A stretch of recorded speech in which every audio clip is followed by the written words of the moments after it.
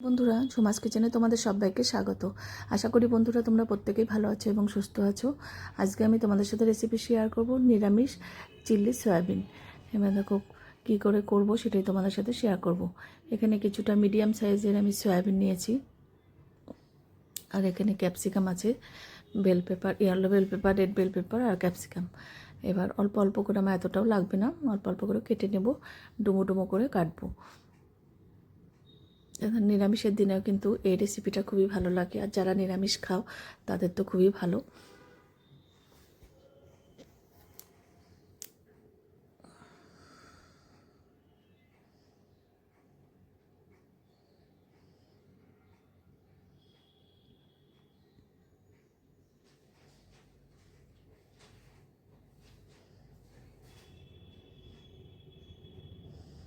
এবার কেটে নেওয়া হয়ে গেছে। এবার একটু জল দিয়েছিলাম গ্যাসে, তারপরে একটু এটা দিলাম সয়াবিন। তোমাদের যতটা লাগবে নিয়ে নেবে। দেখো ফুলে কতটা হয়ে গেছে। এবার সয়াবিনটা সেদ্ধ হয়ে গেছে, এবার নামিয়ে নেব। এবার ঠান্ডা করে নিয়ে ওখানে দিলাম কর্নফ্লাওয়ার 4 চামচের মতন, কর্নফ্লাওয়ার আর ময়দা 2 চামচ, আর দিলাম এখানে সয়া সস এই 1/2 চামচের মতন। পরিমাণ বুঝে নুন দিতে হবে। কাশ্মীরি লঙ্কার গুঁড়ো 1/2 চামচ, কাঁচা লঙ্কা বাটা দিলাম 1/2 চামচ। ভালো করে মিশিয়ে নেব।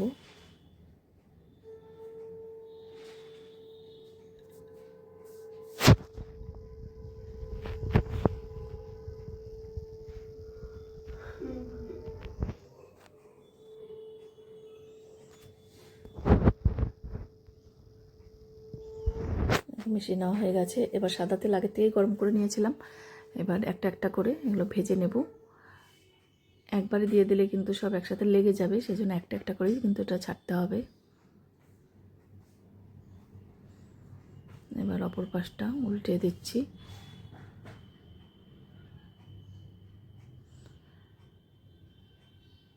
সবসময় দেখবে একঘেয়ে রান্না খেতে খেতে কিন্তু ভালো লাগে না, ওই সয়াবিনের রসা, ঝোল, কষা।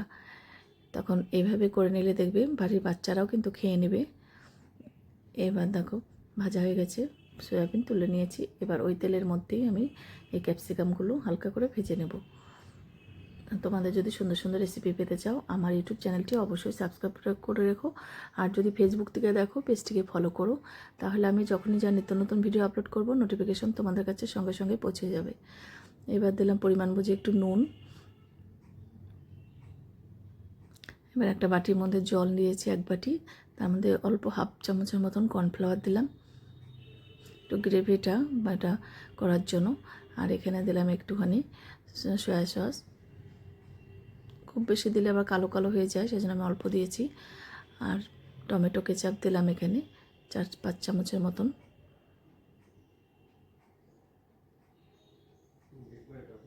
এবার ঝালের জন্য কাঁচা লঙ্কা পেস্ট দিলাম। এবার দেখো এগুলো কিন্তু ভাজা হয়ে গেছে। এবার ওই ব্যাটারটা দিয়ে দিলাম। এবার ভালো করে একটু কষিয়ে নিতে হবে। একটু কালারের জন্য কাশ্মীরি লঙ্কার গুঁড়ো দিলাম। তোমাদের কাছে এই নিরামিষ সয়াবিনের রেসিপি কীরকম লাগলো অবশ্যই জানিও। চিল্লি সয়াবিন। এবার সয়াবিনগুলো দিয়ে দিলাম।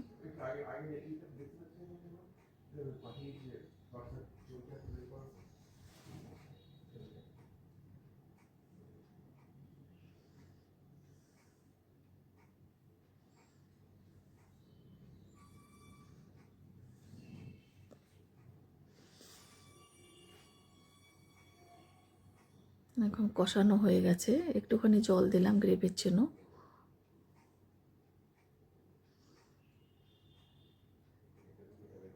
এবার একটু ফুটে আসলে এটা নামিয়ে দেব।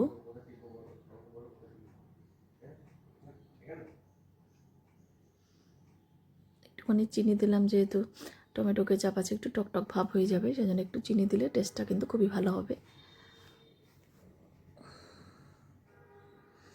এবার একদম রেডি, আমি নামিয়ে নেব। এবার একটা বাটিতে সার্ভ করে দিচ্ছি। তোমাদের কাছে কেমন লাগলো অবশ্যই জানিও। আজকে তাহলে আমি এখানেই রাখছি, এরপরের দিন আবার হাজির হয়ে যাব। তোমরা সবাই সুস্থ থেকো, ভালো থেকো। টাটা বন্ধুরা।